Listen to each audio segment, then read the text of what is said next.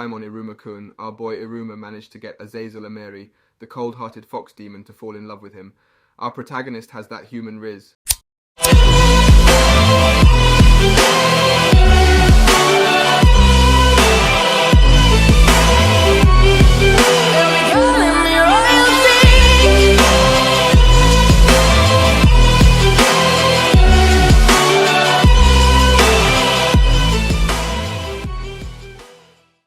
Iruma and Ameri find themselves frozen, caught off guard, unsure of how to react. Iruma mistakenly assumes that Ameri is furious with him, while Ameri, on the other hand, envisions herself in the midst of a thrilling magical love duel. In a surprising twist, Ameri drops a familiar manga called First Love Memories, which Iruma instantly recognizes as a project he once contributed to in order to earn some extra money. To his astonishment, Ameri realizes that Iruma can read Japanese, and instead of revealing her own humanity, she swiftly drags him to her office, demanding that he read the story aloud for her. As Iruma finishes reading, a blush of embarrassment graces Ameri's cheeks, and she discreetly inputs her phone number into his device, hoping to entice him into reading for her again in the future. Caught in a state of indecision, Iruma finds himself torn between his previous life and the exciting new experiences he's encountered in the demon world. In the midst of Iruma's contemplation, Sullivan's devoted servant Opera enlightens him about the possibility of visiting the human realm if he ascends to a high-ranking demon status. Soon after, Ameri summons Iruma, arousing suspicion from Asmodeus and Clara. Drawing inspiration from their encounter with First Love Memories, Ameri determines that spending time with Iruma can be considered a date, adding an extra layer of excitement to their connection. Meanwhile, Asmodeus and Clara, fueled by their curiosity, purchase detection warding glasses to stealthily trail Iruma. Asmodeus, ever the schemer, imagines that Iruma might be concocting a devious plan to seize control of the student council, while Clara, feeling left out, assumes they are excluding her from a thrilling new game.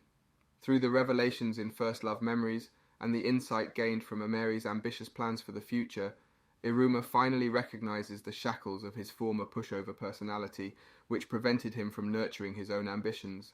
Asmodeus, determined to thwart Clara's attempts to ruin Iruma's plans of taking over the school, finds himself facing a daunting challenge. Meanwhile, Iruma finds himself grappling with the lack of direction and dreams.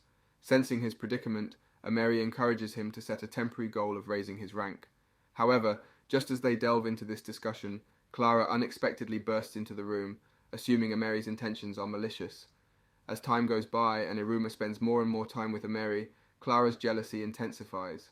Recognizing her turmoil, Sabnok suggests that Clara employ her feminine wiles to capture Iruma's attention. Determined to learn the art of seduction, Clara enrolls in the seduction class, taught by the succubus teacher, Raim. However, Raim quickly concludes that Clara possesses only a meager 2% sexiness, rendering her utterly innocent and devoid of allure. Undeterred, Clara attempts to use seduction methods on Iruma, but he perceives her actions as mere games. Disheartened, Clara sinks into a state of depression, until a tender gesture from her mother lifts her spirits.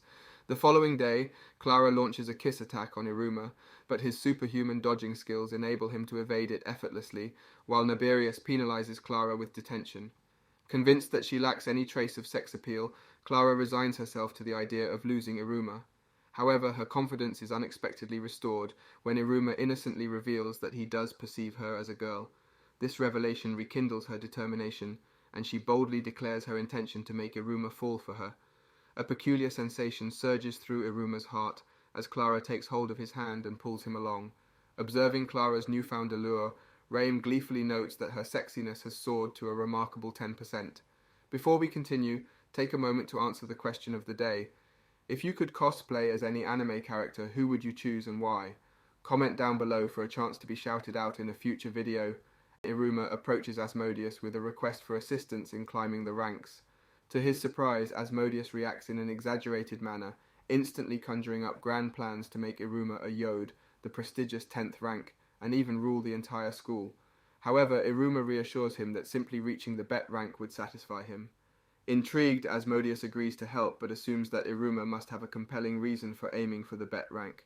Asmodeus proceeds to explain that the best way for Iruma to achieve his goal is by performing exceptionally well in an upcoming rank promotion exam. This exam revolves around the execution cannonball, a dangerous competition resembling human dodgeball. Iruma initially feels confident in his ability to avoid danger, but soon realizes that the other students are allowed to utilize their demonic powers during the exam. Determined to compete based on his own skills rather than borrowed magic, Iruma seeks guidance from Sullivan. He learns that his ring possesses the ability to unleash magic during the exam, but Iruma decides that he wants to rely on his own power instead. Sullivan then enhances Iruma's hands, ensuring that he has a fair chance in the competition before leaving the physical training to Opera. Iruma struggles initially, finding it difficult to catch the ball due to his instinct to dodge. However, he refuses to give up and receives assistance from both Asmodeus and Clara. Even after a week of intense training, he still cannot grasp the technique of catching the ball. Nevertheless, Opera reassures Sullivan that Iruma is undoubtedly enjoying himself throughout the process. Finally, through perseverance and dedication, Iruma manages to successfully catch the ball. Opera excitedly informs Sullivan that Iruma is now fully prepared to take on the challenging exam. The day of the exam finally arrives, and Niberius wastes no time in explaining the rules. He reveals that ranks will be increased based on the defeated opponents, but only if they end up on the winning team. Surprisingly, Asmodeus finds himself assigned to a different team than Iruma. However, he decides to defy expectations and lend a helping hand to his friend. As the exam begins, instant chaos ensues. Iruma's classmates unleash their powers, while Clara floods the court with a multitude of balls. Amidst the confusion, Iruma manages to spot the real ball, only to realize that he never learned how to throw it properly. Things take a dramatic turn when Sabnok, growing irritated with Asmodeus's apparent daydreaming, attempts to strike him. However, Asmodeus swiftly counterattacks, knocking Sabnok out instead. With a lack of forethought, Asmodeus continues to eliminate players, leaving only himself and Iruma standing. Caught in a tight spot, Asmodeus faces a dilemma. If he allows Iruma to win, it would help Iruma climb the ranks, but also undermine his own hard work. After a brief moment of hesitation, Asmodeus gathers his strength and throws the ball with all his might. Meanwhile, Ameri arrives to witness the exam firsthand. Iruma, summoning his courage, manages to catch the powerful throw. However, unable to halt its momentum, he cleverly spins in a circle, redirecting the ball back at Asmodeus, who gets struck out by his own strength. Impressed by Iruma's tactical prowess, Niberius acknowledges his skill and promotes his rank to Bet, second. Ameri congratulates Iruma on finally finding his ambition. In a heartfelt moment, Iruma expresses his gratitude to Opera for all the training, unintentionally upsetting an emotionally conflicted Sullivan, who realizes his lack of substantial contribution to Iruma's progress. In the Misfit class, a lively new teacher named Balsi Robin kicks off the lesson by emphasizing the significance of bonding with familiars. Asmodeus and Sabnok promptly summon their Gorgon snake and Kelby horse, while Clara unveils her enigmatic Falfal. Initially hesitant, Iruma eventually yields when Balsa politely pleads. With that, an enraged Niberius materializes as Iruma's familiar. Guided by Niberius, Iruma strives to become the top summoner in the class, even if it means partaking in embarrassing trust-building games. Expressing genuine remorse, Iruma explains why he didn't summon Niberius to confront the Valley Guardian, as his intention was to avoid any harm befalling them. A dispute erupts between Asmodeus and Sabnok, leading Niberius to vanquish their familiars and lecture the students about the potent, volatile nature of familiars that only contracts can restrain. Niberius asserts that the best summoners strike a balance of trust and fear with their familiars, an outlook Iruma shares. Furthermore, Niberius compels Balsi to re-evaluate his teaching style. Eager to discover a fresh purpose and potentially elevate his rank, Iruma explores the concept of battlers. These groups consist of students with similar interests who band together to support one another and improve their standings, akin to school clubs. Motivated, Iruma decides to join a battler in search of a new goal. However, the excitement is tinged with trepidation, as Asmodeus cautions Iruma about the impending rookie hunt, a hair-raising event where senior battlers fiercely compete to recruit first-year students into their factions.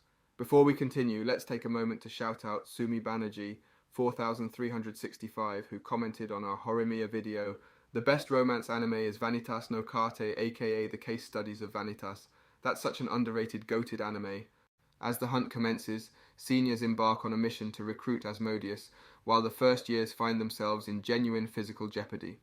Amidst the chaotic spectacle, Ameri and the student council closely monitor the mayhem, and it is during this time that Iruma discovers Ameri's true identity as the student council president. Surprising everyone, Ameri extends an invitation to Iruma to join the council's battler.